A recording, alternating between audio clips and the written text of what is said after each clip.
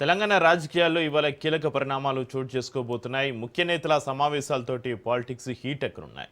ఒకే రోజు వేర్వేరు సభల్లో సీఎం రేవంత్, గులాబీ బాస్ కేసీఆర్ పాల్గొనున్నారు. మంత్రులతోటి కలిసి సీఎం రేవంత్ రెడ్డి మేడిగడ్డను సందర్శించనున్నారు.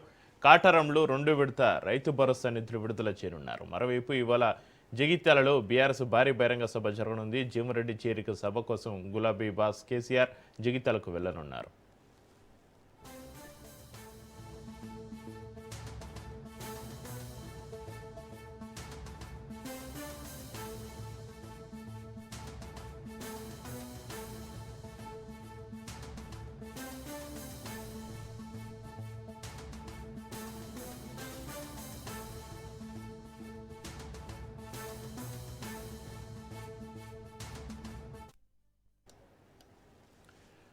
సీఎం రేవంత్ రెడ్డి కాళేశ్వరంలో పర్యటించి మేడిగడ్డ పునరుద్ధరణపైన కీలక ప్రకటన చేసే ఛాన్స్ ఉంది.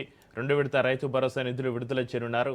మరోవైపు మాజీ సీఎం కేసీఆర్ జగిత్యాలలో గర్జించనున్నారు. జీవన్రెడ్డి పార్టీలో చేరే సందర్భంగా ప్రభుత్వంపైన కేసీఆర్ విరుచుకుపడే అవకాశం ఉంది. ఇద్దరు నేతలు ప్రాజెక్టులపైన రైతులకు తామేమీ చేశామో, తమ ప్రత్యర్థి ఎలా ఫెయిల్ అవుతున్నాడో చెప్పే ప్రయత్నం చేయనున్నారు.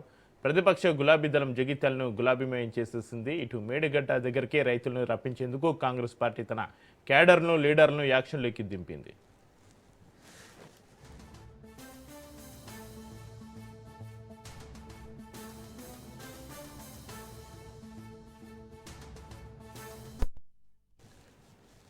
సీఎం రేవంత్ రెడ్డి మేడిగడ్డ పర్యటన కీలకం కానుంది. కాళేశ్వరం ప్రాజెక్టుకు సంబంధించి పునరుద్ధరణ పనులు, అలాగే రైతు భరోసా నిధుల విడుదల కార్యక్రమాన్ని ఒకే రోజు నిర్వహించేందుకు కాంగ్రెస్ ప్రభుత్వం ప్రోగ్రాం ఫిక్స్ చేసుకుంది. 2వ విడత రైతు భరోసా కింద 45,11,947 మంది రైతులకు 2,063 కోట్ల రూపాయలను నేరుగా బ్యాంకు ఖాతాలో జమ చేయనున్నారు. ఈ విడతలో దాదాపు 36,72,000 ఎకరాలు సాగు చేస్తున్న రైతులు లబ్ధి పొందనున్నారు. రాష్ట్రంలో మొత్తం 73 లక్షల మంది రైతులు ఉండగా ఇప్పటికే మార్చి 23న మొదటి విడతలో ప్రతి ఎకరానికి 6,000 రూపాయల చొప్పున సుమారు 3,590 కోట్ల రూపాయలను జమ చేశారు.